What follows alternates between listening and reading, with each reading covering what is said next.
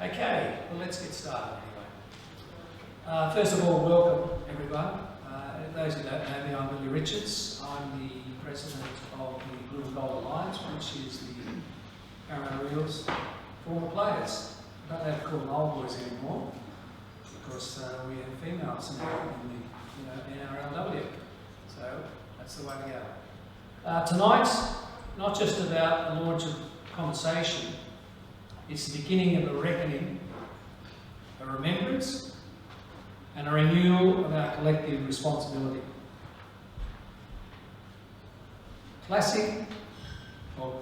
Chronic traumatic encephalopathy, or CTE, is not only a scientific reality, but a human one.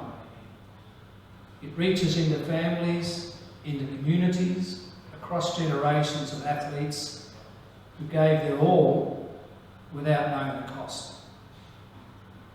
We gather tonight to name what has long been unnamed and to confront silence with story, science with solidarity, and suffering with systematic change. This all sounds very serious, doesn't it? It is. You'll hear from those living with the impact of CTE, and that's, we'll have Stephen Mount coming up and talking about Dennis's journey. Committed to understanding it, and from advocates, and here we're talking about Dr. Rowena Moss, to the right there, who's got a lot of extremely influential in terms of CTE, neuro, and dementia. And then, of course, we've got the lovely Sarah William, who's the CEO of the Connectors, and you'll hear more about that tonight, as well as hear from Rowena. We thank each of you for your presence, your openness, and your part in building a future. The future where awareness leads to action and where care is not optional, but foundational. Okay, so arrival, coffee, drinks, everybody had coffee and drinks, good stuff. As far as we've already had the welcome here, welcome everybody. And now Dr. Rowena Moss is going to talk to us about CTE. Thank you so much, Bill. Bill's a dear friend by now. We've been on this journey together some years. And I'm just so thrilled and honoured to be here at the Parramatta space. I'm a Raiders girl. I'm taking some deep breaths. But I am honoured, and I respect Parramatta's team, and it is great. But yeah, I just think these are such important evenings. It's such a wonderful initiative to pull the leagues clubs together, to pull our efforts together to help, your old mates in football, and now, of course, women coming through, laying the foundations for really preventing CTE wherever we can, detecting it early and treating it really well, and hopefully cure will be on the way. Only in the last 2 months, for example, we've seen the advent of Alzheimer's disease treatment to slow it down. So there is so much hope in this space. So we're targeting the amyloid protein in Alzheimer's. Next up is tau for Alzheimer's. CTE is a different tau protein that we're going to talk about. So yeah, I'm a cognitive neurologist. I'm a full-time clinician, completely independent. I have no financial ties or anything to declare. And I work at the Marshall Hospital in Sydney. And I attended almost 8 years ago the launch of the Australian Sports Brain Bank. So Michael Buckland's work with the neuropathology. And I just obviously knew immediately you're going to need a neurologist to help these people before death. What are we going to do? We want to act and keep the quality of life and actually quantity of life too. So I became clinical co-director, and then I established a program of research at Macquarie University called the Australian CTE Biobank, and our work, albeit under a different name, now continues at this, what I call the Emerald City, which is the Queensland Brain Institute, with a fantastic researcher called Associate Professor Fatima Nasrallah. And of course, I've now got Wally Lewis as a patient, so it's all become a bit Queensland-centric, and even though of course I'm a Blues supporter, but and I have to cop that on the chin too sometimes. So, thank you. So you've got my contact there, by the way, if you need it, rowena@mops.com.au. And we know from our sport, it's a percentage game. If we, hit that golf ball to the water tank 10,000 times, we might be getting a bit better at what we do. And we know, in league, of course, all the percentages add up. So this is the same as a thing called, disease onset or loss of homeostasis. So homeostasis is when we're all very well and our cells are functioning really nicely. But after tackle, or hit after hit, an injury, microscopically in the brain, something changes where suddenly the neurons give up a bit, and their connections and the blood vessels in the brain. And, and sometimes there might be such a dysfunction and a set of symptoms after a hit that you end up with a concussion. So there's actually, the only difference between subconcussion and concussion is the symptoms. So subclinical is subconcussion, and it's still a traumatic brain injury. So you can have a brain injury when you're being tackled and you don't know about it, which is the scary bit. And in fact, the main game in terms of CTE risk is the amount of tackle, the amount of years of exposure, rather than the number of concussions. However, concussions, of course, really are important to treat. And the rule changes are magnificent, and the protocols that are in now and the rising awareness of it. I saw a concussion this week. I play hockey. It was a really big hit to the frontal area, and player was down, and at least I think everyone really sort of knew what to do, but we've still got a way to go in education. So percentage gain, and we're all getting there here tonight through these sorts of events. And you can find more information on how to diagnose concussion at this website, concussionbig5.au. So we used our heroes in sport to create youth-friendly and all of us friendly videos on how to become a neurologist, how to recognise the signs. Because it's one thing to ask a player, how are you? And they'll probably say, I'm fine, get me back on the downfield. It's another to recognise the signs which have told you that a player has a concussion. So here they are, a slump, a loss of consciousness, knockout. We also created, by the way, a little kid video animation. So slump, slow, they're really slow to rise, like my colleague in the hockey match. Slurry speech, just not quite right, delayed and slurred. Swaying, that ataxia grading that they give. By the way, I'm not sure you can grade concussion, but anyway, concussion's a concussion. And stun, which is that sort of confused appearance or walking the opposite way to where they're meant to be going. Super easy, they've had a concussion, there doesn't need to be any further assessment for diagnosis, but you might do follow-up for their recovery and their well-being. And we do look for red flag signs. So that's things like vomiting, drop in the conscious state, increasing confusion where you think, my goodness, has there been a big bleed on the brain? So that's red flag signs. We look for them for emergency and CT scans. And we are seeing internationally the blood testing for concussion will probably come through. It may not be so much devices, eyeballs, etc. It's probably going to be blood tests on the spot, or saliva, etc. So this is what I'm talking about, the percentage gain overall for dementia.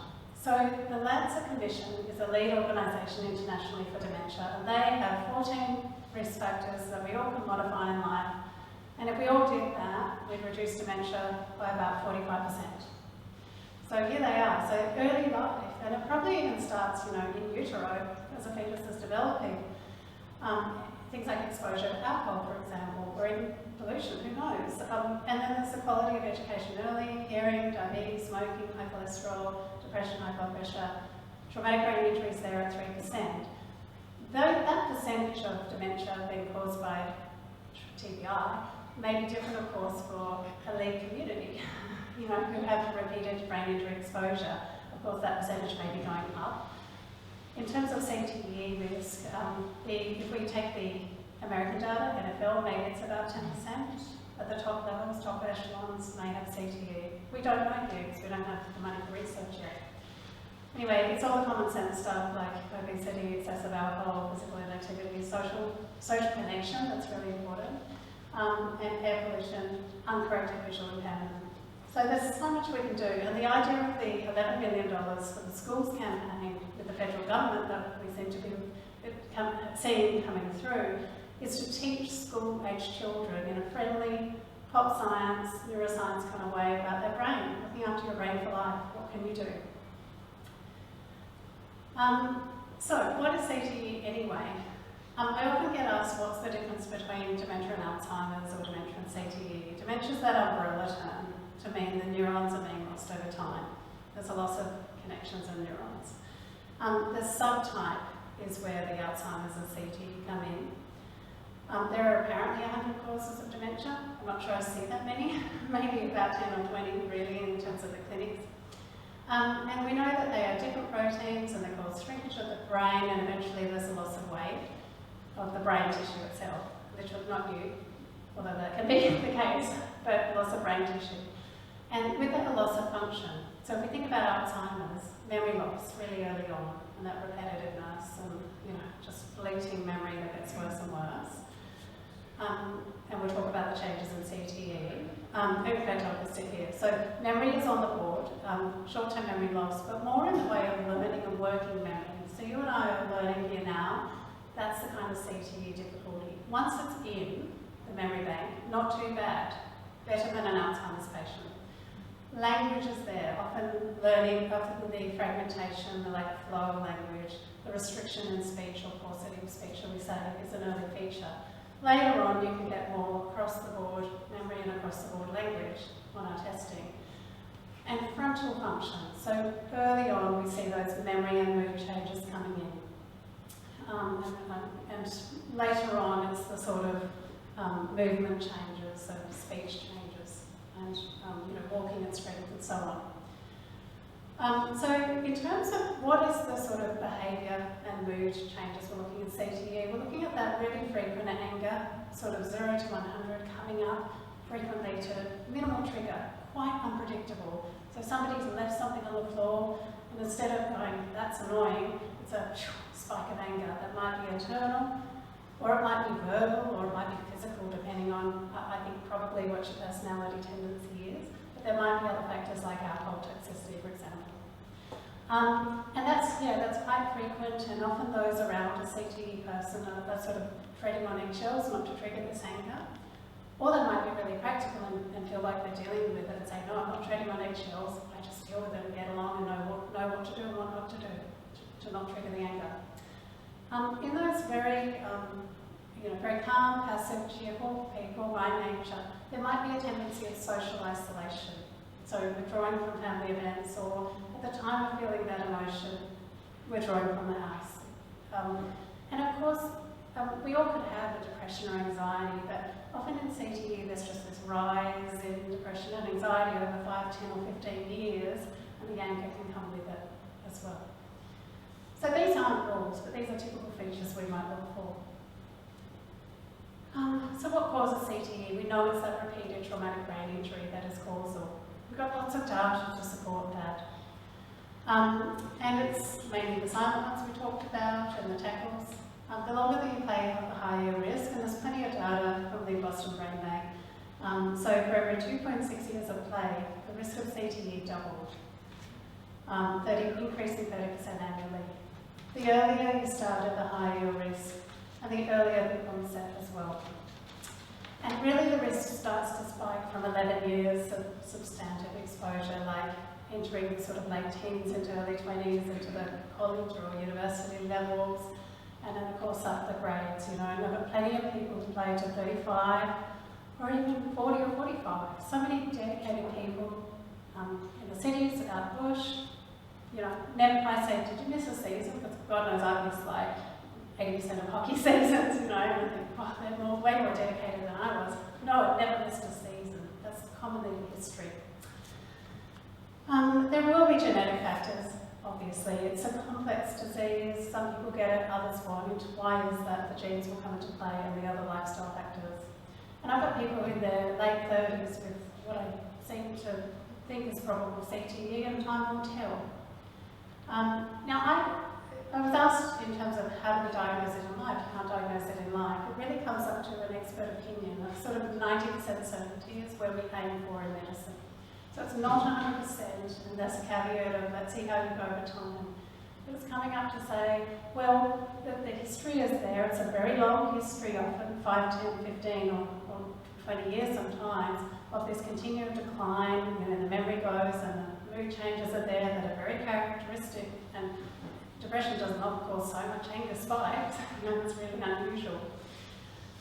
There are other features we look for on that testing. We've got the cognitive profile testing that we do called neuropsychology, and we have brain scans that show the shrinkage and low activity in the brain, and it all seems to match. And then we watch people over time, ultimately.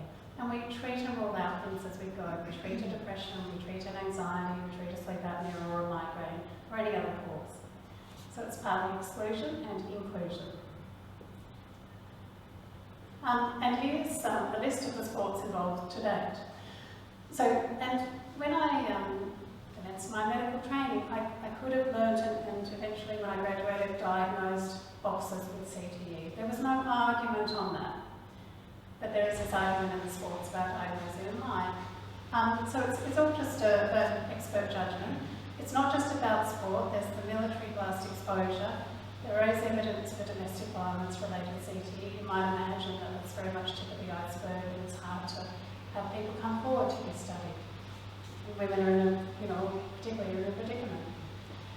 Now this is an example of a brain with CTE.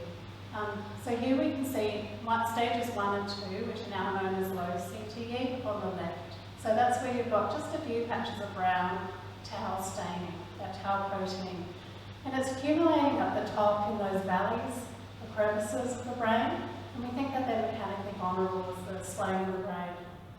And gradually it spreads down south into the temporal lobes here, which is the memory centre, in stage 3 and then 4, which is high CTE.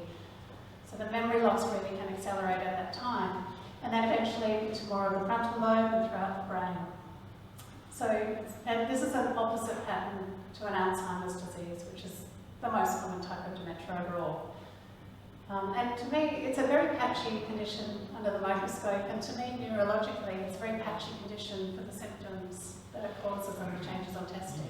And, sorry, I hope this is okay to show, but here's a normal brain on the left, and here's a brain on the right in terms of CTE and that shrinkage. You will see this thing called atrophy, which is the gappiness and loss of weight. So there has been a lot of effort worldwide, particularly out of Boston, to really apply the science and generate further science with further funding. And they've come up with 6 consensus statements that are really common sense. We should eliminate intentional or avoidable head injury. In sport, we should encourage policies that are good. We should reinforce safety. We should implement rules to reduce head injury. And then we should investigate specific clinical signs and symptoms associated with CTE neuropathology through further research. So neuropathology is the gold standard, as we say, and we need to match that money for research with the clinical research pot of money, whether it's us performing it or someone else, I don't care, but we just need to link the two to say, how's someone going 10 years and 5 years before they die, and have they got CTE? And why, and then find those proteins that we need to target and treat. And then improve criteria for CTE through that research. So this is some of the example of the biobank work we set up at Macquarie, playing a long game with this neurological research. Some call for a 40-year study, but we just need a 5 or 10-year study to really get to grips with what we're dealing with in Australia and learn much more about CTE. And we set up this group called Circle CTE, and then otherwise named as Concussion Connect. So it had an inkling that patients in one room and families in the other had very different needs, and that model of care, where we all sit in a circle and talk different conversations, would work really well. And it's guided by neurology and neuropsychology. And that's also helpful because CTE is a very archetypal or characteristic dementia. It's quite a unique pattern of the symptoms that it causes, and each patient seems to have a very similar pattern, so they get along.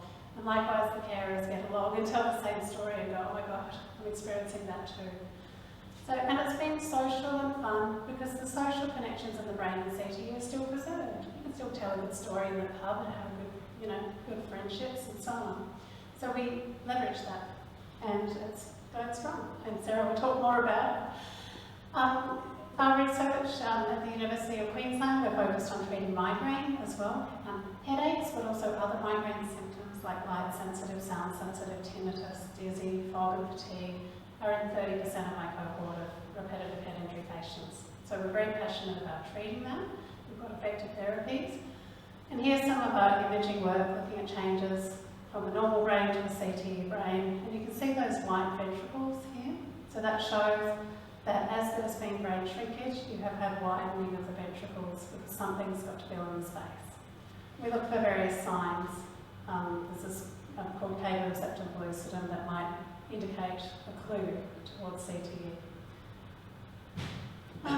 So, efforts in CTE from connectors, but also Boston groups and across the ditch at Auckland, they're very good, trying to learn to tackle later.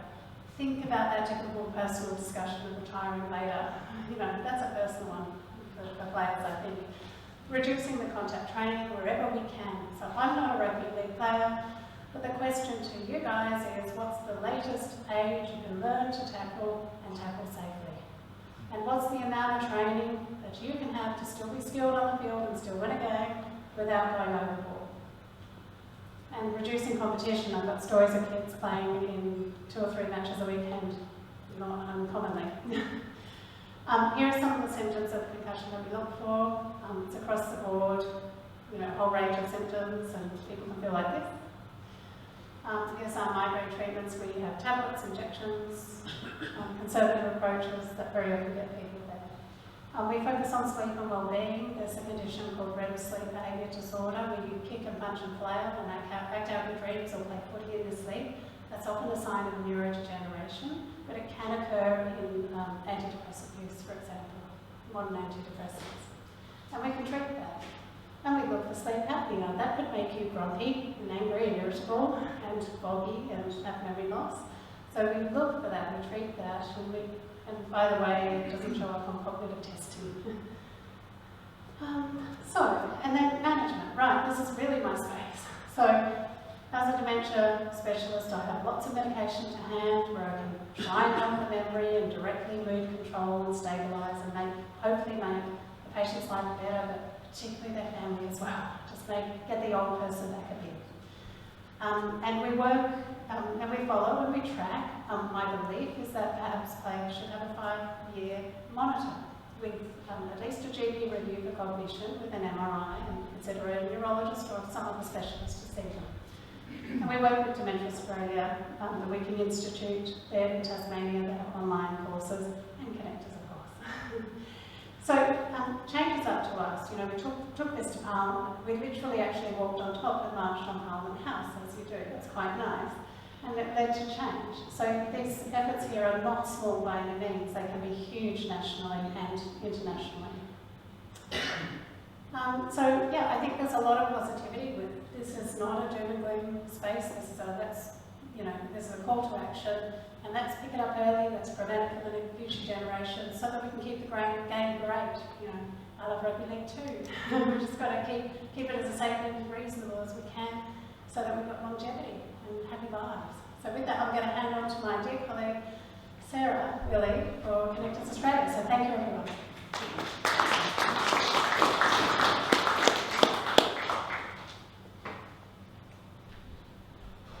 Good evening, everyone. That's nice and clear, that's good. Is it? Okay. That's good. Thank you for inviting me here and welcoming me here this evening. My name is Sarah Willie, and I've recently stepped into the role as a board member and, as Bill mentioned, leading the way for Connectors Australia. I want to sincerely thank Bill and the team that were involved today in putting this all together and hosting such an important event. To be here tonight is actually a bit surreal, maybe a bit of disbelief that I'm speaking on Parramatta territory, but also because to a group of people who have played a game that in my family has been religion. Is it all right for me to mention right now that my dad was actually a ref? No. So how this actually came about, I have to actually recognise Andrew Thompson from the Golden Eagles, because he rallied Ro and I and the troops up to go out to Manly because of his dad Alan, and he told a really touching story to everyone about living what the real life is like with someone with CTE. So Connectors is one of the few organisations that's dedicated solely to CTE. And it is a type of dementia, but we know it is from repeated brain impacts and injuries. CTE unfortunately doesn't discriminate. It affects people from all walks of life. Survivors of domestic violence, individuals in high-risk workplaces and repeated loss, participants in various lifestyle activities, and unfortunately your high-impact sports, and many other things. Our mission is clear and it is critical to bring understanding, support, education, but also hope to individuals who are living with and affected by CTE, to their families walking beside them through the uncertainty and the heartbreak that it can bring. We really want to stop CTE before it starts. I want to make special mention to our really fantastic Ambassador Wally. His courage has given a face and a voice to this condition, and I can say with full conviction, his bravery helped me in the most vulnerable and challenging time when I was confused, scared, and desperate for any insights into CTE. So why does this cause mean so much to me? I'm from Townsville, and my husband Steve grew up in a small town of Ingham. Steve lived life full throttle, whether it was work, good old-fashioned party boy, sport, or just being a very lively North Queensland lad. Steve gave everything 110% with a splash of extra, not to mention maybe a few indiscretions or more. Steve's head impact and concussion history started in his mid-teens and unfortunately paved the way for where we are today. In 2023, our lives changed forever. What started as a gradual shift over years turned into something more significant. Steve's moods became explosive and unpredictable, his behaviour was unfamiliar, and the cognitive and memory decline began to emerge. Then unexpectedly and devastatingly, Steve attempted to take his own life. At the time, our sons were 3 and 1. It was the most devastating time of my entire life. But from there I fought, and I fought bloody hard. I fought to get answers as I knew there was something more serious happening. My husband deserved to be treated with dignity, and he deserved to be treated with respect. And ultimately, he deserved answers for something that was really challenging for him, but also the family. In early 2024, following exhaustive and costly medical assessments, Steve was formally diagnosed with probable CTE. The road to that diagnosis involved relentless begging for help, confusion, inconsistency, and dealing with a medical system that is not yet equipped to respond to this condition. But then we hit the jackpot. A local specialist who listened and took action. From there we got answers. We were referred to a specialist, and that just happened to be the ever so lovely Dr. Rowe. The right support actually transformed our lives. Steve found clarity, and we all found clarity. And from there we found hope, and the boys got their dad back. He is not alone. There are countless men and women just like him. And Steve's 2 big messages to everyone about CTE: he cannot change the past, but he reports the information he has now, he would have done things differently. Diagnosis and treatment. Steve reports he wished he was diagnosed earlier. He really wished his brain was scanned earlier. He said at minimum, at least 15 years. He feels that this would have made a huge difference with some of his personal struggles. That is why I stand here today, not just as a wife and not just as a mother, but as a passionate CTE advocate leading the way for Connectors. I wish CTE was going away, but it's not. I truly wish I could stand here and say that it's minimal, but unfortunately the numbers we're seeing across our books aren't. But through compassion, informed healthcare, education, and decisive action, we can make this manageable. We can bring light into what otherwise can be an incredibly dark place for people. And I'm not here to target sport in any way, shape or form. Friday nights are some of the best nights in our home because it's Friday footy. When the Rabbitohs play, it's my husband's favourite night of the week. When the Cowboys play, it's mine. And I can tell you right now, who's coming out on top. But that won't change for us, because we love sport. But I do genuinely hope people start to be a part of helping those who are currently suffering in silence with suspected CTE. And my greatest hope of all is we truly care enough about our kids, our brothers, our sisters, our mates, and anyone for that matter, to take concussions and concussion management seriously. As I said before, we want to stop CTE before it starts. My husband was a tough man, and he certainly had a rep for it. He was in far too many pub fights. He was the smallest and the lightest forward I've ever seen in my life. And I believe the reason he got that position was because he was full of mongrel. Being sent to the sin bin on a regular basis for sticking it to the biggest fella on the field, that was him. He won a lot of his amateur boxing matches, and now he tells me all he wants is for me to protect our boys from all of that. He asked me to encourage them to live a life that isn't fueled with being the toughest person out there and knocking your body and your head around unsafely. And more importantly, he tells me, and he prays all the time, that the disease isn't hereditary, because he doesn't want his boys to suffer the way he's suffered. For the people who suspect they have CTE, life's not over. Early intervention is the key. Life actually doesn't stop with CTE, and I stand here today because of that. There is medical help, there is treatment, and there is support. At Connectors, we are not going to eliminate any contact sport or wrap people up in a bubble. Sport is vital, it fosters resilience, achievement, community, and joy. I know you probably think I'm just saying it, but I'm actually not. I was a world-class sports reserve ball girl, and just for the record, it was in the 90s, so I was probably one of the first ball girls around in North Queensland. I used to even do the old tin scoreboards back in the day. My dad was a ref, and he was the president of the local league for 11 years. I lived and breathed rugby league, the game that created and will always remain with some of the best memories of my life. I won't change that part of my life at all, but what I want to do is be a part of changing brain health for people nationally, even globally, in relation to concussion and head impacts. So for me, it's about balance. It's actually a no-brainer. Regardless of how you choose to live your life, our message remains the same. Smart concussion management, proactive brain health strategies, education and effective intervention, and accessible healthcare is critical.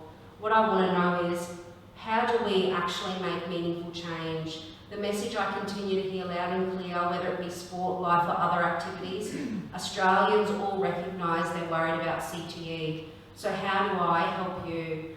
How do we help your loved ones, your mates, your children from minimising the risk of these concussions and head impacts? For prevention, please take concussion and head impacts seriously. For intervention, please don't suffer in silence. And for support, reach out. I can also confidently spread the message on CTE. I can share Steve's story and the hundreds of other stories out there of men and women just like him. But where I keep hitting a crossroads is the high impact contact sport. What do?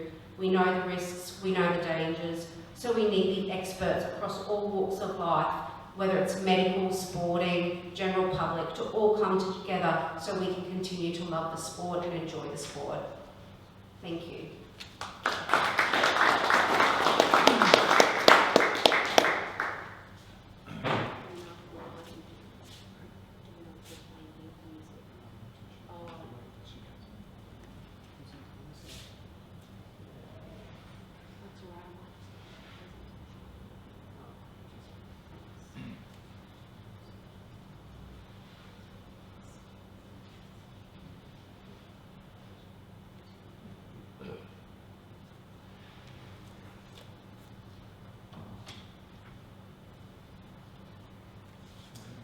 So this is Steve.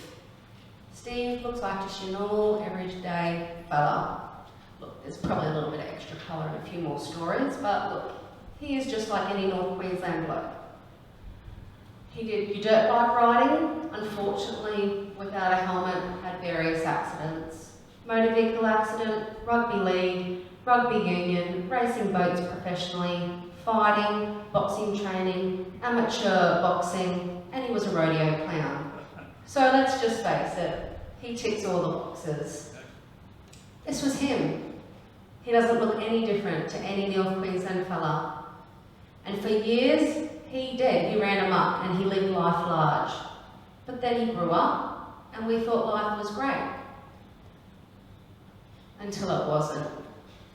So I would say around 2015 to 2017, what Dr. Rowe was describing, I saw more that mood, anxiety, depression. I'd say the symptoms were a bit more milder. Looking at those 2017 to 2019, probably that sharper symptoms started to present, more of a deterioration, requesting medical help. Now the one thing I give my husband credit for is he continued to ask for help. He continued to go to a doctor and say something is wrong with me. It was just really a shame that they weren't equipped to respond to him, and some of them unfortunately ignored him. Up to 2021, we saw a worsening of symptoms and requesting more medical appointments, and I'd roughly say between about 2019 to probably about 2023, he trialled 5 different antidepressants trying to get a cap on this anxiety and depression, and it didn't work. He had multiple presentations to hospital reporting doctors and hospital reporting something was wrong. He had some other neurological issues go on, and then I would have to say around the 2023 we started to see the significant cognitive decline. It was around it was the 7th of August 2023 when he had a huge suicide attempt, and it was out of the blue, it was unexpected, and he had no history of suicide. From there, that is where I said enough's enough. This man has been asking for help for ages. He deserves help. I don't care what he did when he was 20. I don't care how much he drank. I don't even care that he used drugs in his 20s. This man is an introverted man. He ran a business. He had 2 boys. I can tell you now, what you think of him is very different to how he was actually living. He was living a really quiet lifestyle. Unfortunately, by that stage, he didn't get heard. And so then he kept requesting help. And finally a specialist came on board and said, your memory's not great. He couldn't recall conversations. He was giving really poor recounts of information. And from there we were referred on. And that's when he had all the testing done. It's a shame I can't show you the video because there's one really powerful message in there.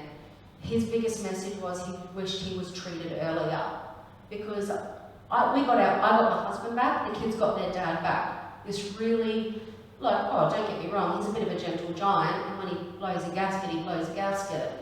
But at the same time, that's not him by personality. And what I was really struggling with is people were like, oh, but he's a boxer, he's this, he's that. That should just be him. And I fought really hard for that.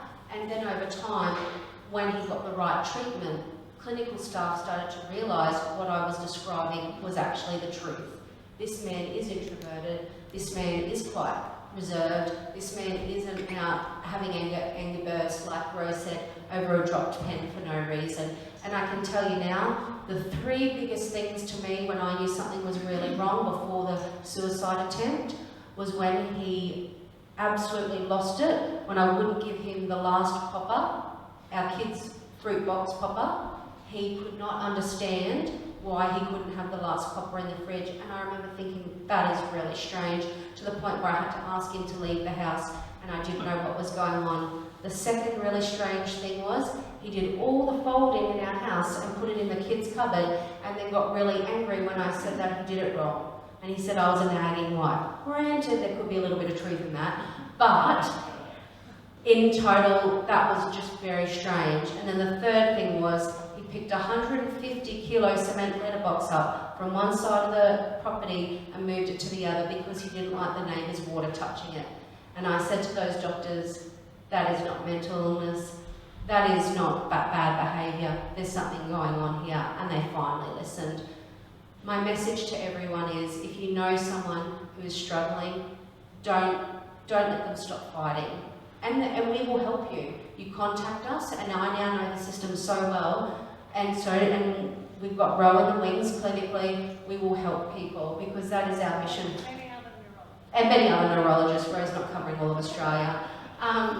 But we are here to answer questions and to onward. I don't refer, but to onward recommend who to go to. So these is what Steve lives with daily. And look, yes, it's not great, but life's actually okay. And look, I think that the reason I put this up here is because I think it's really important that you see the changes from the photos I just showed to now. So that's Steve with his support worker, and fortunately and unfortunately, Steve now needs a support worker 5 days a week to help him navigate life. And if I could play the video, which I don't think you're going to hear, this is Steve laughing, which I don't think he laughed in years before he was treated properly.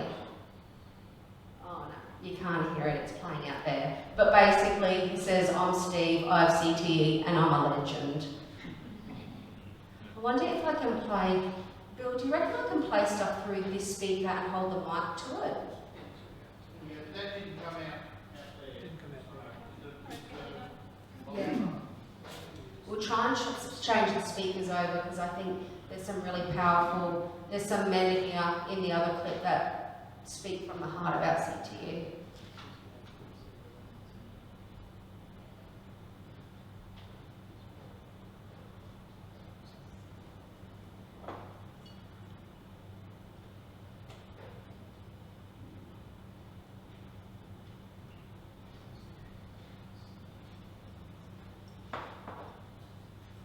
Technology can be amazing and it can be your worst enemy.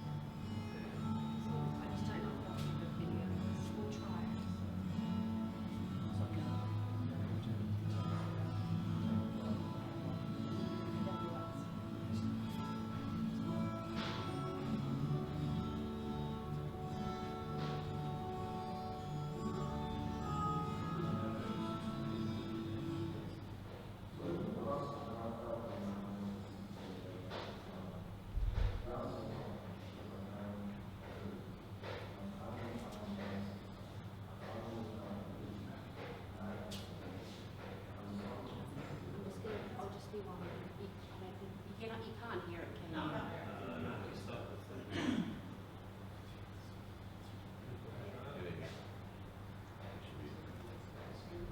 There's a speaker.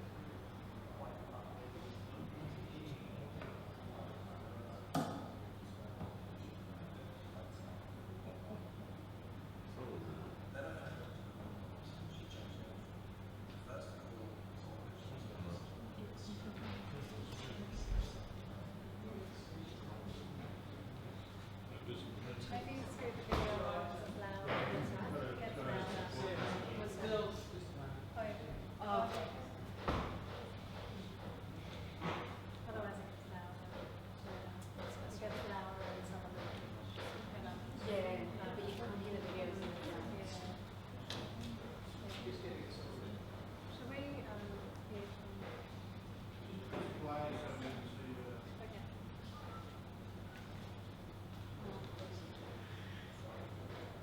It wasn't about the one Oh, perfect. it was about There we human go. history. Back to business. I like how I felt in that. Alright, let's go. Now, moving. Oh, they just disconnect. Oh. So when people ask me how I felt being diagnosed with CTE at the age of 49, the answer is on because I found relief. I finally found the answers. I finally felt believed, and that changed everything. I was told repeatedly that I couldn't still be suffering from concussion symptoms. My wife and I would leave appointments feeling unheard, and what was worse, I was being prescribed medication that, could be more harm than good. Then I found Dr. Rowena Moms. She changed everything. At first I thought it was odd that she was focusing on my history of hypnosis instead of the serious psychoanalysis which I had wrongly believed caused all my symptoms. But as she dug deeper, I started to understand that this wasn't about the one accident, it was about the cumulative history of trauma to my brain. Under Dr. Malta's care and through her Concussion Connect support group, family began to improve. My severe anxiety, depression, explosive outbursts, memory issues, are still present, are now much more manageable. I've also gained tools, support, and perhaps more importantly, connection. That is why I speak today, because no one should have to rely on luck to access public care. CTE isn't just a sports injury, it's a human issue, it's a family issue. It's an invisible injury with devastating consequences if left undiagnosed and unsupported. But with proper diagnosis, specialist care and community, we can manage symptoms, plan for the future, and help others find the help that they deserve.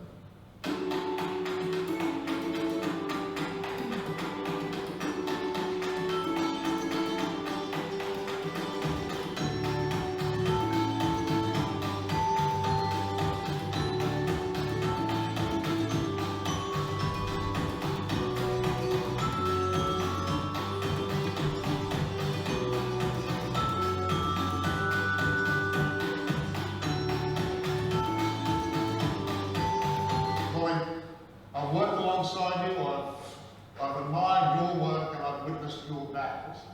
So I think it's only logical that I start with you. And this battle with probable CTE, and I know we've spoken a lot, is a little scary because... Yeah, it certainly is, Pat. It was something that I've got to say that I didn't know too much about before. And after dealing with it for a fair time now, I'm still coming to terms with being able to understand exactly what it was. I've had plenty of discussions, a lot with my former teammates playing football, and certainly the doctors who I found their information certainly has made me feel more comfortable than anything. Go in amongst. I had the thrill of travelling to Sydney, and as you well know, Pat, I was never accepted all that well in Sydney when it came to state of origin time especially. No, just getting through the airport was something not fake, wasn't it?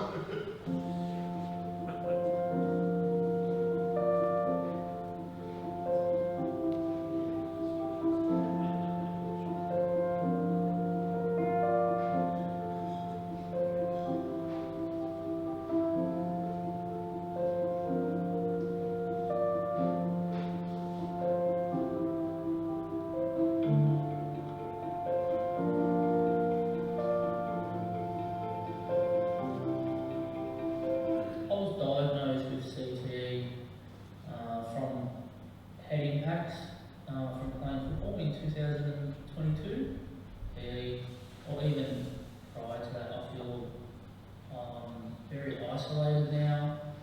I find it very hard to hold conversation, which has led me to isolate from family and friends. I can't sort of catch up with multiple families at a time. I just get very disorientated. I get lost in a public place. Steve, tell me one thing you wish you could change about your journey with CTE. Wish I was diagnosed earlier. Do you think there's been a change since you've been diagnosed correctly? 100%. Medication has helped me. Still having battles, but medication has helped me a fair bit.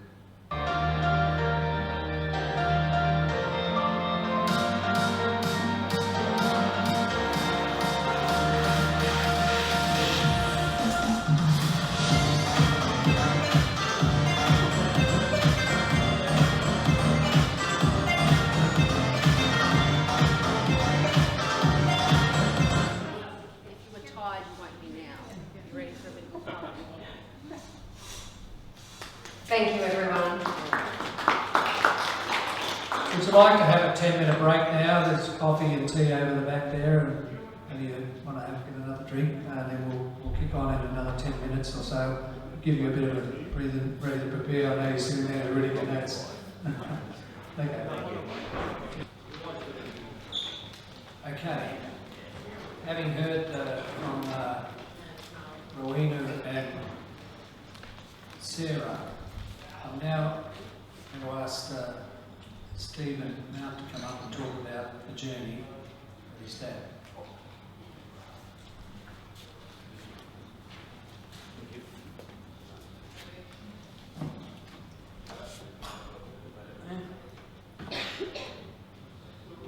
Thanks for having us, everyone.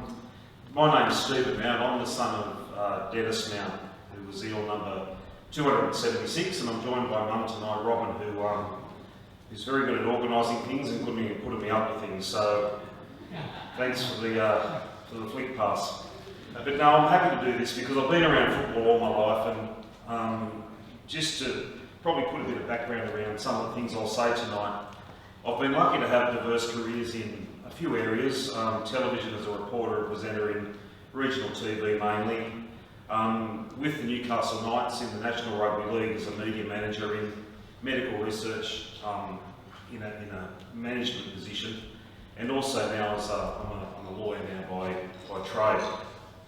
So I've been very fortunate to have wide and varying experiences that have exposed me to many aspects of this CTE journey and created some great contacts, and I hope some of the thoughts tonight and experiences and observations may be able to put a different slant on some conversations or even expand as we move forward. But I'm here tonight to talk primarily about Dennis Mount. He used to be known as the goal-kicking front rower from Warialda.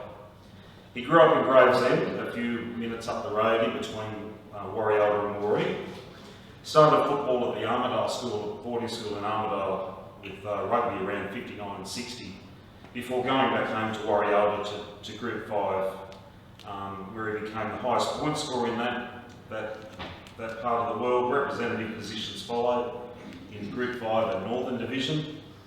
Selected for country firsts around 1972 at New Zealand, led to further selections in city and country games. The SCG held a special memory for him. He had his nose spread from one side of his face to the other by Big Artie Beats in one of his first games at the cricket ground. From those sides, Parramatta contracted the likes of Graham Lai, Terry Skirfield and Laurie Wakefield, names that might be familiar to some in the room. Dad had options to go to St George and North Sydney, where Noel Kelly threw everything at him, but Parramatta was where his loyalties lied, and he signed here. Like all players of that era, during his Sydney stint, there were full-time jobs. Through the week, he worked at the Shell Refinery, trained several nights a week, probably drank after training, played on the weekends, and then back, rinse and repeat, first thing Monday, off we go again. No rehab, just straight into it. Dennis played 60-odd first-grade games, got injured in the final year of his contract and left Sydney, and then went on the captain coaching circuit in country rugby league with some considerable success. The first I realised the significance of his career was a young sports reporter in regional TV. We were covering a junior rugby league tournament, and Noel Cleal was a scout, I think maybe even for Parramatta back at that stage, or Canterbury, Manly, maybe Manly, doesn't matter. I met Rush. He did, yeah, well, he did all three. I just couldn't remember where it was that day, but ended up sitting next to Noel just by chance, and I knew he was a schoolmate of my uncle. We went through the usual Warialda stories, because my grandfather was a publican and fell off the first floor of the pub, drunk one night, and got through all that. Then Crush said, "Oh, so you'd have to be Dennis and Robin's son." Well, he was my hero. He paved the way for a generation of bush footballers to come from Warialda and those areas. He dropped Stan's name, and I thought, oh, we're onto something here. He obviously did have a fair football career. So that's the football side of things. Life after football was a transport business with the beer and general freight truck, as he was finishing up playing, if we like to call it the football wind-down period. Throughout that time, he started suffering debilitating migraines. Would often require medical intervention with doctor visits at 2 and 3 a.m. in the morning. Doc Everett would needle him up. That'd get him going about 3 hours later to climb in the truck and get down to the Tooheys Brewery. The frequent headaches eventually eased, but migraine and depression, mood swings, looking back, plagued his life. We didn't really get on as a kid. I was a naughty boy, most likely because the signs and symptoms were there, but no one really detected it. You know, I'd often say that he's such a cranky bastard. But I annoyed him because I was a shit of a kid with a sense of justice, so it's probably not a great mix under the same roof as someone with emerging signs of CTE. But looking back, the signs were there. He had great mates, but slowly withdrew from everyone. He was incredibly moody, had a lack of tact when annoyed by the smallest of things people would say in a group situation, and increasingly unable to be in a crowd. He slowly lost interest in just about everything, even pet dogs. All our lives he was the ultimate dog whisperer, but just lost interest. And for someone with such a strong community ethical standards, who stepped up and offered his time willingly across all fields, surf club, football club, whatever needed doing, something just wasn't quite right as he withdrew. But it was probably well hidden because he then went into an adaptation of his life where he started making lists, so it sort of masked the memory side of things. The red flags were starting to appear earlier, we thought, but it became obvious, as Mum writes, around 2018, with a daily short-term memory decline, worse in around 2019, and most obvious after a delayed diagnosis through the sports concussion clinic in 2020. That's a clinic up in Newcastle, a different study to Rowena's. And there was confusion if that was the reason, because that was after sort of 48 bouts of great treatment for recurring prostate cancer. In January this year, it became too much. He moved into an aged care facility, and it's become obvious from this experience that the system is dramatically underprepared for the wave of sporting-related CTE cases on the horizon. Rowena's speech really ran home some of the symptoms looking back. Dad's symptoms were depression, mood swings, chronic short-term memory loss, eventually most long-term memory recall, dependency and fear of being left alone, unable to carry out daily functions, eventually leading to the inability to dress, shower, toilet and to make choices. A lack of empathy and concentration, a lack of organising skills and motivation, resistance to personal care, and no sleep, roaming around all night and day. One observation from this experience is, and this is anecdotal, it's only our experience, but when this form of dementia leads to full-time care, it doesn't seem to be a quick ending. It's the start of years of suffering for victims and their families. And aged care in its current form is not necessarily a good fit for him because he doesn't fit the bill, but there's just no other option at the moment. With Dad, experienced staff have commented on the strong similarity to sportsmen they've seen in other facilities. They've got specific traits, repetitive habits, resistance and strength. They're very strong, and especially when they're backed into a corner, when they're being clothed and things like that. But from this point on, the names change, but the story just seems to slightly vary. Names that come to mind in my circle of friends, former colleagues and acquaintances have striking similarities, and so many of them are similar to the stories we've seen tonight. Just look at Mario, as we all know Mario Fennick, one of the great fellas of the games, but starting to struggle. Trevor Crow's a boy up our way. A handful of games for St George in the 80s before a great country career. Former Newcastle Rugby League president, Knights board member. He's just past 60 and he's in incredibly intensive aged care. A bloke called Dave Chook Howell. Chookie was rated by Les Boyd as one of the greatest and toughest country footballers he's ever known. But he got dementia early, started in a similar fashion to this, and became an incredibly violent patient. He died at a very young age. Robbie O'Davis is starting to have his struggles. But one question I struggle with, and it maybe the researchers can have some more insight, why is Mario Fennick showing signs of dementia that Benny Elias still speaks so well? Why is Steve Mortimer in aged care but Sterlo is so coherent? Same positions, admittedly slightly different playing styles, but such a different outcome in retirement. Are some people more prone to brain trauma than others? But from this point on in the story, it feels like it's just a case of delete Steve Mortimer and at Dennis Mount. If I can indulge in my thoughts about where we're going from here publicly, telling these stories help and raise much needed awareness, but the news cycle comes and goes in such a flash. So the stories create great emotion, but it's so short-lived, and to date much of the focus feels like it's been trying to grow the NRL to support or contribute to the care of ex-players. The stories are often being led by people who are demanding a response from the NRL now. My view, and it's probably a lawyer's view, but it's purely an opinion, is the NRL can't at the moment, and they won't. Firstly, they weren't in the current form they are now when many of the guys in this room started playing,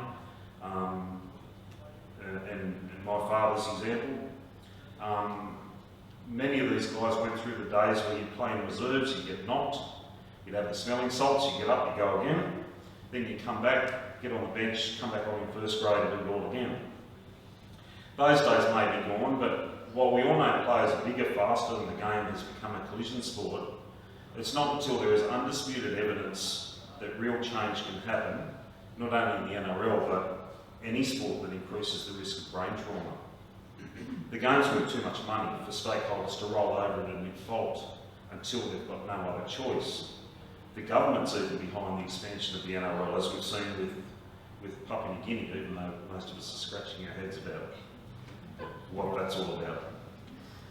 I think we all know, but yeah.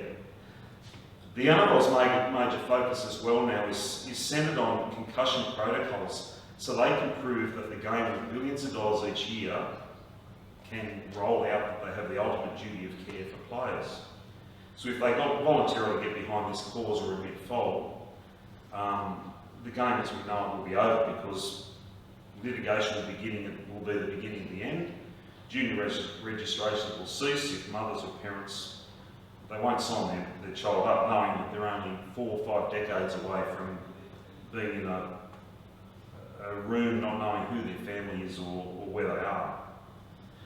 But if litigation or compensation is the end game, it's not until there is undisputed evidence that victims of CTE-related injuries can be taken seriously and have a case to present. And alternatively, if protecting the next generation is the end game, again, undisputed evidence is the most critical element to make disruptive change. So both of these outcomes start with the real heroes, medical researchers. The same as Hughes is doing for advances in brain cancer research, or Neil Danaher is doing for motor neurone disease. If we get behind the likes of Roy Simmons and raise as much money as we can through efforts like he's doing for dementia research, then Dr. Mops and the team may one day have a diagnosis for CTE while they're alive, like a definite diagnosis, or who knows, could even lead to some sort of a test for young players that they know at a very early age if they should or shouldn't go anywhere near contact sport. Again, it's my opinion, but I just thought it's worth sharing. For now, we find ourselves in a situation where healthcare decision makers need to be on board. This will also require medical research intervention to improve this side of the CTE journey. So what I'm saying is all roads, they probably lead to medical research. Our health system is under strain, understaffed and inexperienced for the wave of incoming cases in future years. This is just so evident where we come from. A local lady serving coffee one day at Hawk's Nest is a dementia nurse at Peter Sinclair Gardens the next. They're so short-staffed, they'll grab anyone. The system is just so overwhelmed. So just as we wind up, while Dennis Mount's situation with CTE dementia won't improve, if his story can help with detecting the symptoms, changing the health system to not only improve his remaining time in care, and for the wave of potential ex-footballers facing this hideous disease or raising awareness for medical research, it may create some comfort for his remaining days and save thousands of families in the future from being faced with what really is the long goodbye. So like all of us, we have an obligation to leave this world a better place for future generations. So hopefully we can continue a coordinated movement to make those suffering now the other heroes in this story, to find a prevention or even better, a cure. Thanks so much for listening, and if there's anything I can do to help with some of my experiences or contacts along the way, please feel free to call. Thank you.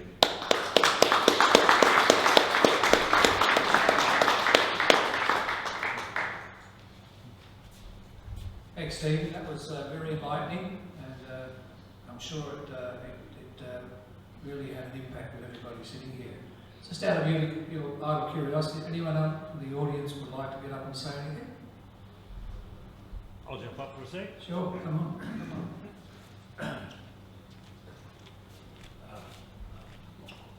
G'day everyone, it's Mark Fagan here. I just want to thank the club for putting this on. I think it's very, very important. It will greatly help everyone. I'm very disappointed that the numbers aren't more than what we have here. I'd just like to thank Rowena. A lot of known Rowena over the past few years. Fortunately, my wife and I were members of the Concussion and Connect group, and it's been very beneficial for me. A few years ago, I was retrenched from my work because I wasn't keeping up with the younger guys, etc. And COVID was on, so they did retrench, which was a good excuse. So I was sitting around, and during that time, my wife said, "My God, get a job, for God's sake, get out of this house," because there was a little bit of clash and all that happening. I worked with Rowena and encouraged me that I should get back out there and do more for myself, and so I did get a job. But also what was really handy was the routines that Rowena has helped with. The things that I was getting wrong. I'd lose everything in there, my keys, my glasses, my wallet, all that sort of stuff. And just simple little routines that Rowena and the team came through. Always put everything in the one place. As soon as I come home, put it in the one place. In a car park, we park the car. Don't just walk away and think you're going to remember where the car is. Stop and concentrate. Where's the car? Why you got it? All I can say is thank God that God created GPS in cars, because otherwise I'd never get anywhere. So I just got to remember from now on to give the right instructions into the phone that I'm hooking onto the sat nav. Yeah. So there are things to do, and Rowena comes up with some wonderful routines to help and assist for people who are suffering it. It's not a cure, but it means you don't deteriorate quickly and keeps you at a nice flat plateau. So yeah, these are my experiences. Thank you very much for the time. Okay, thanks, Mark. Thank you very much for that. Very enlightening. Yes, Andrew, come and talk. Come and talk.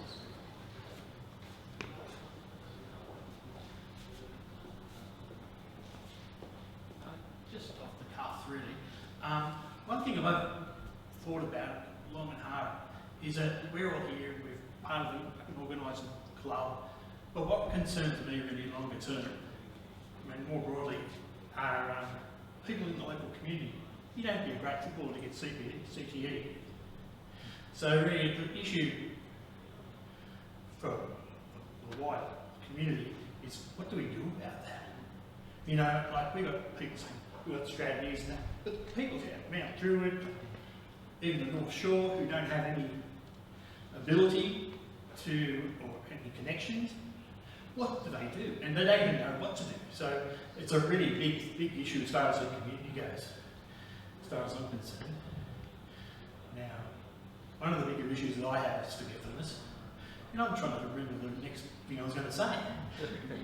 Right. So, and that probably leads to more anxiety than anything else. So anxiety is one thing, but I think the actual cause of the anxiety is probably more the issue in a lot of ways.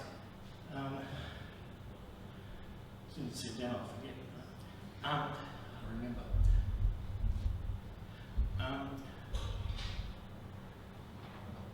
Thank you very much.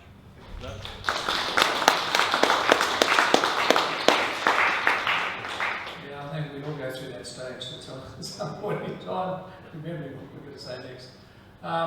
Just before we close off, I have a question and answer period with Sarah and Rowena. So if you have any questions, feel free. Feel free. Do you think the NRL is doing enough in terms of fighting? Yeah, to see all your questions, we'll write them out. So do on the NRL do enough? Are we on Chatham House rules? I'll be very diplomatic. They are annoying. Stays to work. Thank you. I brought it to the NRL. I've been in the boardroom. Brought it there years ago. Said it how it was. Brought my mates. Told the story. And we got legal speak back. You know, I agree with you. It's like us banging our head against a brick wall. I don't want to do that.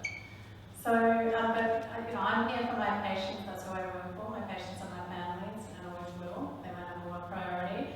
So we'll keep trying to put the messaging out there. But yeah, we really need a team approach of different talents and different fields to pull this effort together. Because to be honest, we've heard these stories before.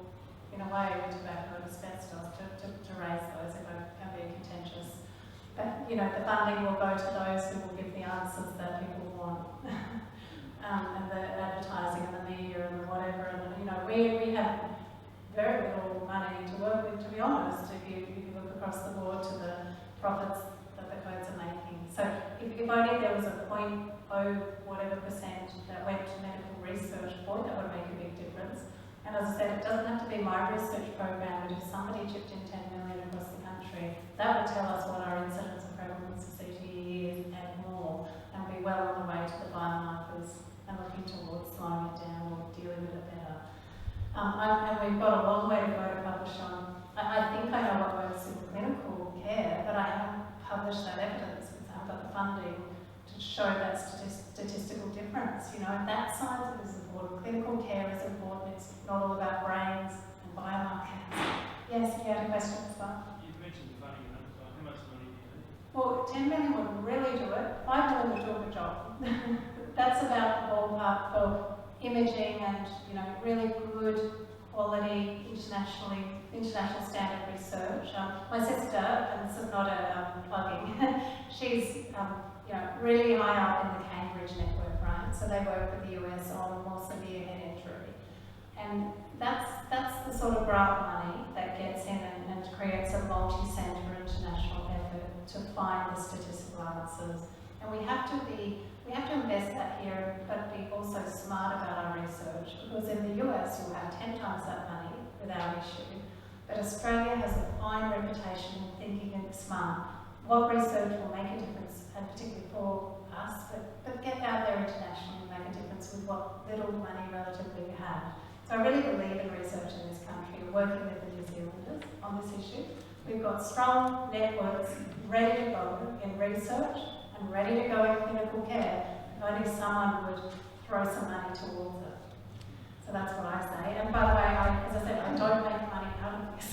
This is not my job, but it's saying, how can we fund, and I'm not a researcher, actually, I'm a clinician who tries, so how can we fund the proper scientists to get in and do this work? That's what we need. Yes. So can we do some fundraising? Well, yeah, Sarah. Yeah, so I guess Ro and I have come into this in a completely voluntary capacity, so I have a full-time job. And I think what we are looking at is marrying up research and then flowing on to support.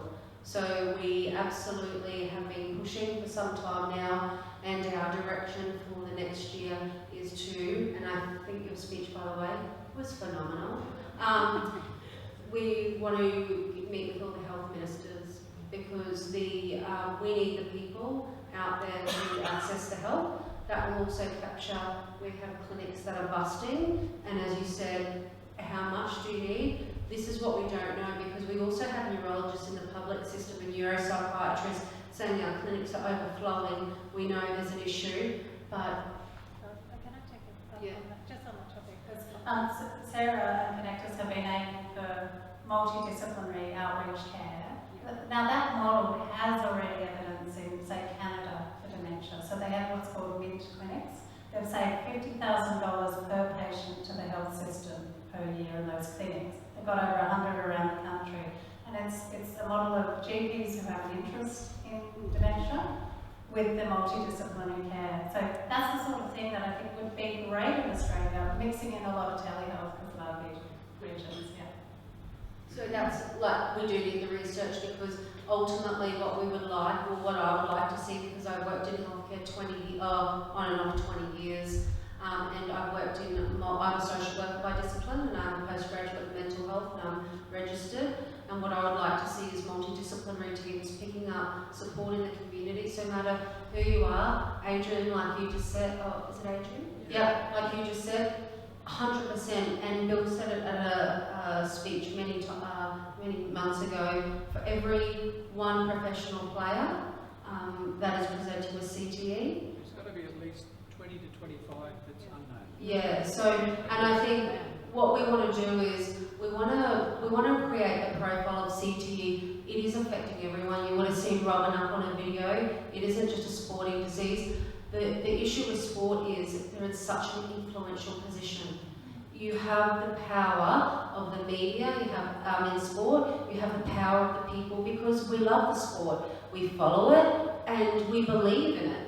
And if the messaging comes from really influential people on the back of research, on the back of what we know, then hopefully one day it'll facilitate change. And I think the other issue, and I see it all the time, and people ring me up and they call me distressed and they feel the pressure of the sport itself. No matter what sport it is, it doesn't have to be rugby league, it's across the board where they feel like people shouldn't follow concussion guidelines because they're the top player.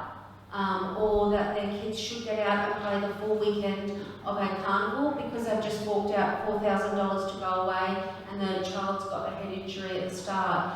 And I think what we need to do is, that's great, but what about 20 years down the track when their lives are really impacted? And I don't want to use the word destroyed because they're not, but some people's are. But yeah, we need this, and we need people to come together, and you hit the nail on the head with research, because that's where we keep hitting a brick wall. So right now, Connectors is capturing as much data as we can, and we're feeding it through so that we can get, at our very small level, as much research as possible. There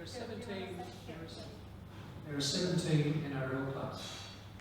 If each NRL club put in $300,000, it's $5.1 million. There's two codes going on the NRL way, hundreds of millions of dollars. Yeah. 5 million each is Well, there wasn't there that 19, I think it was 19, they're all for the AFL Concussion Centre of Research or something. I mean, that was a bit of talk 3 years ago that never really has happened. What's Royce doing? Royce has just finished his walk. Yeah. And, is this for research? Is it? Yeah, it's all about dementia research. Listeners. Is that for Alzheimer's? I'm not sure. So dementia in general. Has he got diagnosis? So yes. No, the easiest raising is where Dementia in general. Yeah. So yes, dementia has huge amounts. This is true. It's very hard when you're in a new field of research to get the grant money because you've got to have a track record. And who has a track record on CTE? Nobody. I just remembered what I was going to say. If you don't mind. I was confronted by a parent once and who asked me, should I keep playing football? And I said, if it was my child, I wouldn't. Right? I don't think they should. And that's basically from a obviously very conservative black and white. But the point is, at that level, is there really a control of concussion to an effective point? I don't know. And I don't know whether I gave the right answer or the wrong answer, but I was just wondering anyone's opinion here. Protocols for NRL, you see is 11 days. Yeah? If it's category 1, 11 days. Rugby union, 21 days. 21 days. Big difference. Big difference. Would we like to see any change? I would not be hanging by my neck waiting. 9,000 deaths. So the AIS release those youth and community guidelines on concussion, or the protocols. So that's a minimum of 21 days following the event, provided to 14 days symptom-free. And for most scans, that translates to like the next weekend, so like a 28-day. So very nice and reasonable rest. If you're a kid, maybe you could have another week or two off actually for a soft young brain. But anyway, somehow at the codes at the professional level, that doesn't apply because they're surrounded by medical experts who must be way better doctors than I am. Because how do they know the brain's healed? I don't know. I don't have a biomarker. Yeah, exactly. It's a bit of both in the way you go, and I'm sure their care makes a huge difference, but they're better doctors than I am. But as you said, everybody's different as well. Yeah. Yeah, everybody's different. There's no choice about it. People react differently. People react differently. So you can't all tar everyone with the same brush. But at the same time, you can put protocols in place to protect them.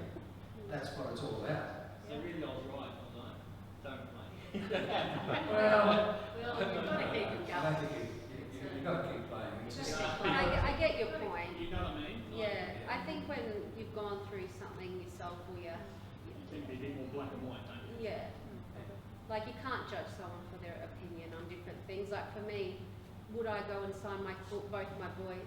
Would I go and sign both my boys up for rugby league under the age of 14? No. If they come to me when they're a bit older and they ask for it, we'll talk about it.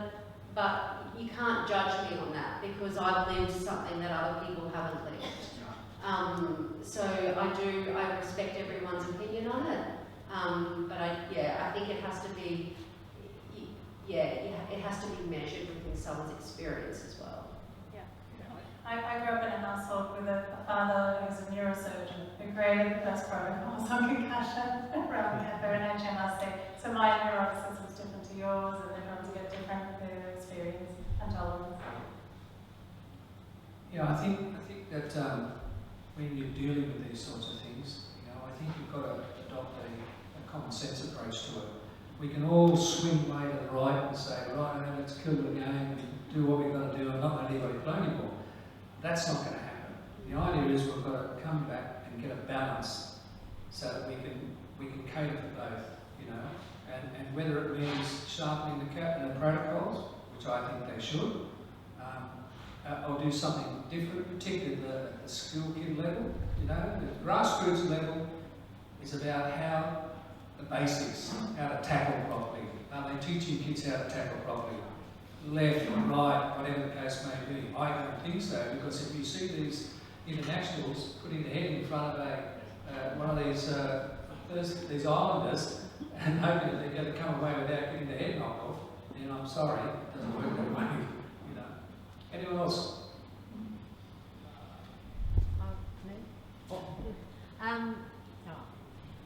So if we want to raise money for this in particular, can we do something like Royce? But his is for dementia awareness, isn't it? Can we do something just for CTE and then get that? I don't know about you, but I love a party, so I'm all in favour of a gala dinner. We were thinking of a walk for Wally as well. Absolutely. There's been discussion, and it'd be really great about doing a gala dinner and raising the research when we presented at the Golden Eagles. We got a very similar response to here. I obviously can never say names, but from the people on the books wanting support and who are particularly ex-professional athletes, no matter the code, a lot of them know there's a problem and they don't want to lose their friendships, they don't want to lose their families, they don't want to lose their purpose. So what they have said is, they want to be a part of it. And so when we presented at the Golden Eagles, that was fed back as well. So what we thought of is, as time goes on, getting like cross-representation of people coming together and doing it together and raising funds, because ultimately it's about doing it.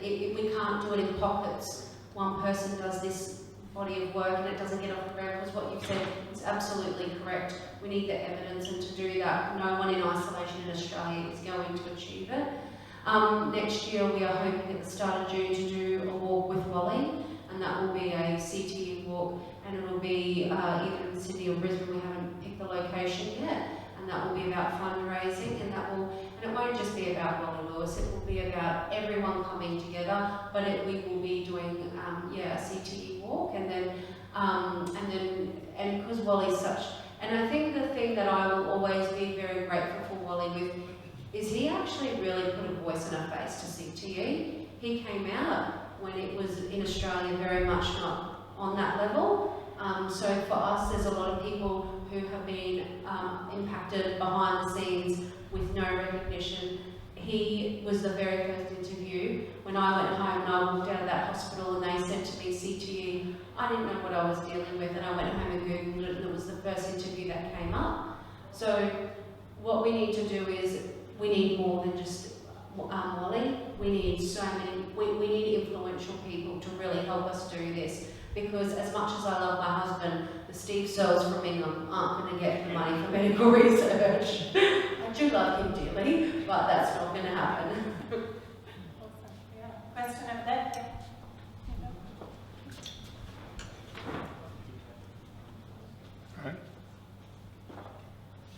In 2013, the concussion movie came out with Will Smith, and that talked about how the NFL ended up paying out $750 million, and they've been paying out ever since.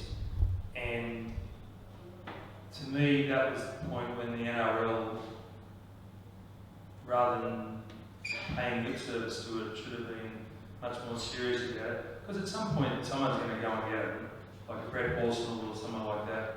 Like Brett was diagnosed in his mid-40s and was really bad. I find, and the efforts they've made over the last 12 years around that, that's why I asked that question at the start. I think, there's one round every year where they go really, really, really over the top with head contact.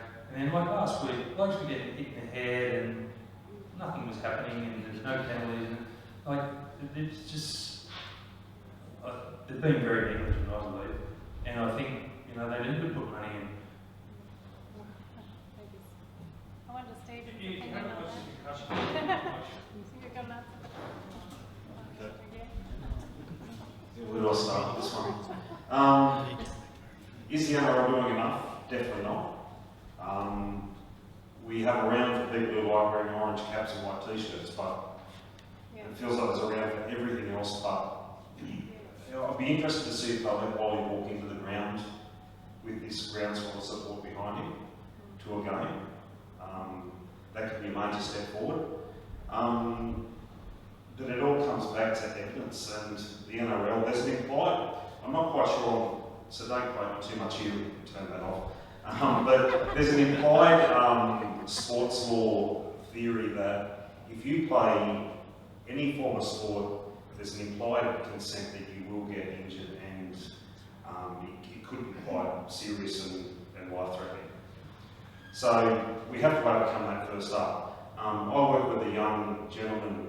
He was a player. I won't mention his name because I haven't asked him tonight, but he was one of the academically brightest young footballers I've ever worked with, met. Started to suffer the symptoms. He actually is trying to go the NRL, or was, but he's fallen on deaf ears. And he went from a workplace injury point of view. So there is a long road to go, but no, the NRL isn't doing enough. We find out if they are serious, if they'll let us have a round for this sort of thing, or let Wally walk into a game with 10,000 people behind him. But just one point I would make too, which Adrian might answer some of your questions with.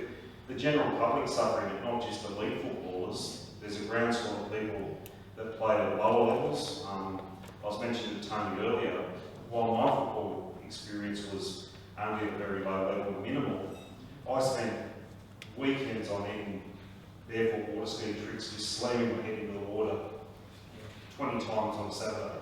God knows if I'll end up with it. If the money goes to medical research, and Rowena might be able to give us better figures, but I know when I was in the game, $1 of research leads to something like $28, I think, of allocated funding. So for every dollar that goes to these researchers, the economy improves by $28. It just has such a multiplier effect, which then leads to healthcare research. It goes on and on. on that list, dealing with domestic violence. So this anger issue, my goodness, if we can get awareness, get early care, what difference would that make in the economy? We did go to the NRL and I came up with a slogan of play smart, stay smart, or the smart round football, you know, be smart about your body, any of that sort of stuff. I'd love for there to be a round of support, like the mental health or like the MFD or gather round or whatever it is. It's just not being the right time and occasion. They said, oh, we're already doing all this. I said, well, what do you think we wrote the proposal? Because you're not doing it. As simple as that. But, you know, Mr. Abdo knows better than anybody else. And, you know. There was just something that probably just came to mind. That's okay, that's interesting. And I know there's someone in the room here that's sort of involved in the club this person plays for, but like Nathan Cleary is wearing a headgear a lot more these days, which I'm just So is Victor Bradley. It's really to look over his ears, mate. It does nothing for concussion. I'm just wondering whether he's just going, okay, well, head injuries are. No. It's only for his ears. He said he has to protect his ears, apparently. Actually, I've got something interesting on that. Just in the last week, the only decent pot of money released in my memory recently, which is not very sure what, but is a $500,000 pot of money for studying headgear and or releasing. And I just wonder what's backing that. I mean, to show that they maybe work or have some minimal effect. It's not going to be the real deal of what we need to prevent CTE, in my opinion. But obviously if it prevents some concussion, great. But you know, this is where the money for research is going, and the rule changes are going into concussion as a shield against CTE talk. Yeah. I said to Row in the car on the way here, because I'm from North Queensland, and obviously, and also because this has probably had a bit more traction in the last few years. I always wanted to ask Jonathan Thurston, the old JT, why did he wear headgear his entire career? Now, he wore headgear long before this all really started to get movement in the media. So, if I could have one question with him, which I'm sure he's going to avoid me like a cat on a hot tin roof, that would be the one question I'd ask.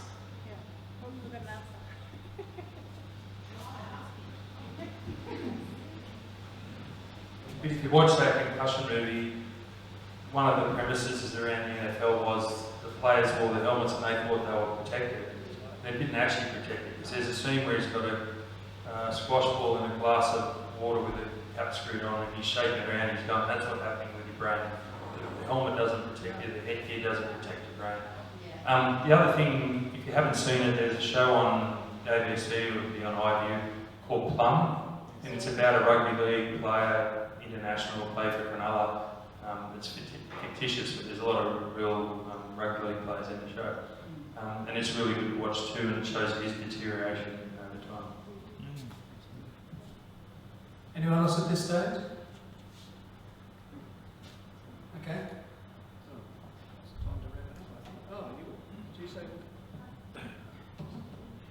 I'd like to thank you very much for putting this on. Yes. Thank you very much.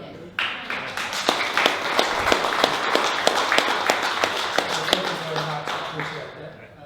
And getting the figures. Yes, I'm just about to thank them for that. As we draw this deeply moving evening to a close, and I think it has been deeply moving, I want to sincerely thank each of you, not only for attending, but for stepping into something far bigger than a launch.